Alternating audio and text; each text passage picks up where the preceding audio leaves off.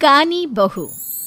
किशोरी लाल जी के बेटे राघव की शादी की बात जगह जगह चल रही थी, लेकिन किशोरी लाल जी को कोई लड़की पसंद ही नहीं आती थी। और उसकी एक ही वजह थी, किशोरी लाल जी का लालची होना। उनको लड़की वालों से मोटा दहेज चाहिए था और इसी चक्कर में एक दिन वो एक बहुत पैसे वाले के घर अपने बेटे का रिश्ता लेकर पहुंचे।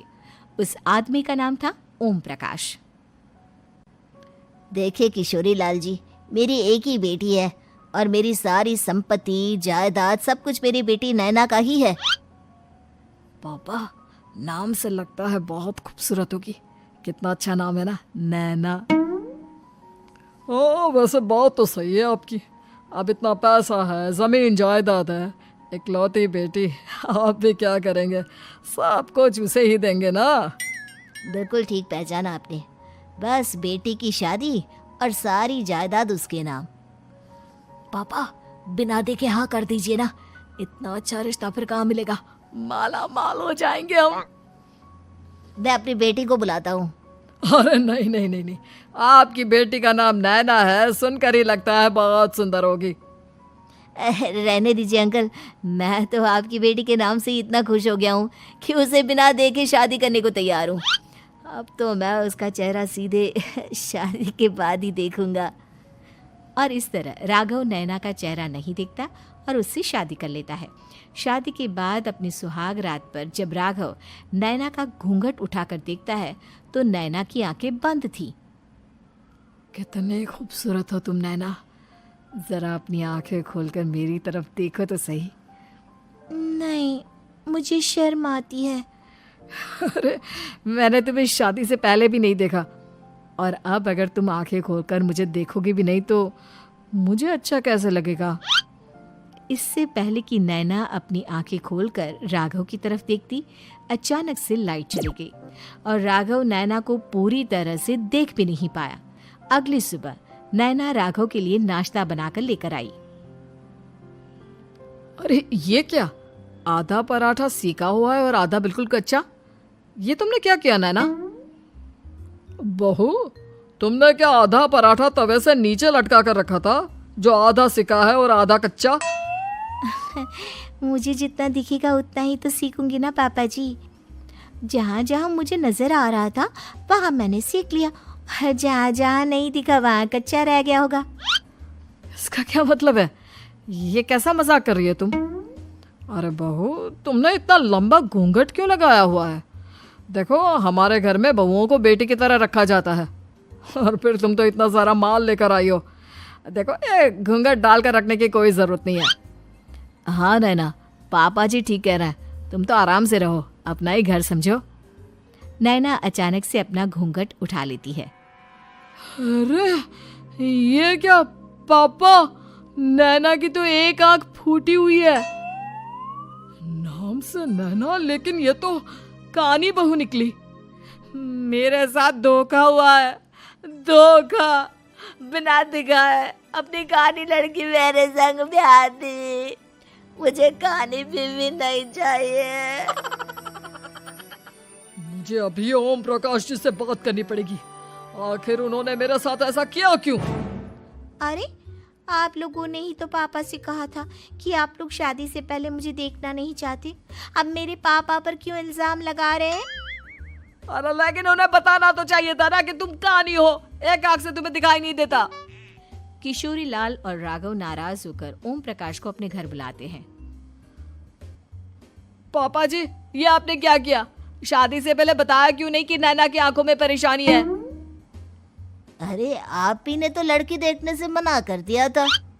और लेकिन आप बता तो सकते थे। आपको तो हमारी बेटी की प्रॉपर्टी चाहिए थी, वो भी पूरी की पूरी। अब क्या हुआ अगर उसे आधा दिखाई देता है? प्रॉपर्टी तो आपको पूरी मिल गई ना। अरे ये क्या बात हुई? मेरी शादी प्रॉपर्टी से नहीं, आपकी बेटी से हुई है। अब ये तो पहले सोचना चाहिए था, तब तो मेरी प्रॉपर्टी देखकर तुम्हारी जुबान लप लप आ रही थी। लेकिन मैं कानी लड़की को अपनी बीवी बनाकर नहीं रख सकता। पापा, कुछ करिए ना आप। हाँ, करता हूँ। देखिए ओम प्रकाश जी, आप हमारे साथ ऐसा नहीं कर सकते। और तुम देखो, अगर तुमने मेरी बेटी से शादी तोड़ी ना, तो जो भी प्रॉपर्टी मैंने तुम्हें दी है वो तो पूरी की पूरी वापस ले ही लूँगा, और आधी प्रॉपर्टी तुम्हारी भी लूँगा। अरे मेरी आधी प्रॉपर्टी भला क्यों लेंगे आप?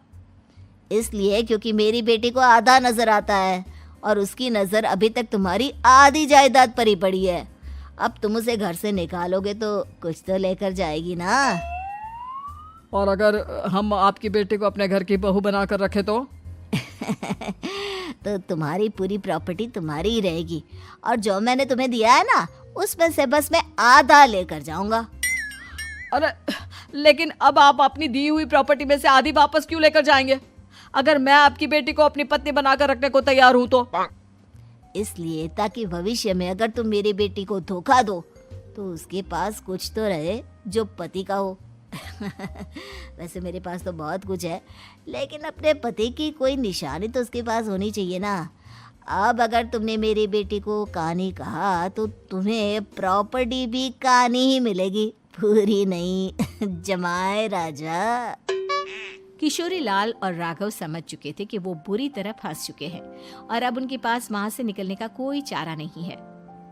अब समझ में आया ना, लालच बुरी बला होती है। एक तो तुम्हें प्रॉपर्टी मिली, ऊपर से बीवी मिली, उसमें तुम्हें नखरे भी दिखाने हैं।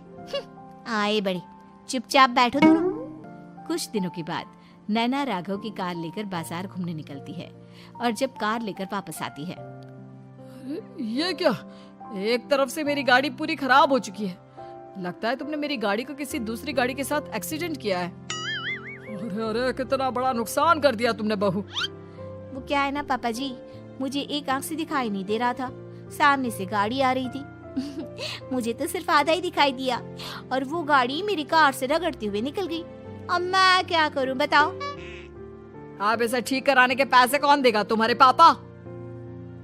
तुमने मुझसे इस तरह से बात की? अभी रुको। नैना राघव की शिकायत ओम प्रकाश को कर देती है। देखो राघव, अब जो मेरी आधी प्रॉपर्टी तुम्हारे पास थी ना, उसमें से आधी और मैं लेकर जाऊंगा, क्योंकि तुमने मेरी बेटी को डांटा। अरे नहीं नहीं पापा जी, गलती हो गई, माफ कर दो।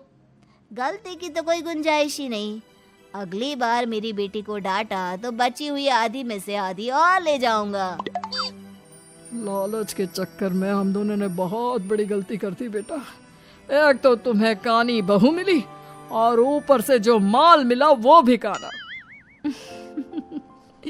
इस तरह राघव की हर एक गलती पर ओम प्रकाश उसकी प्रॉपर्टी का आधा आधा हिस्सा लेकर अपना सारा माल वापस ले गया और राघव को कानी बीवी से काम चलाना पड़ा। भाई लालच वाकई में बुरी बला है।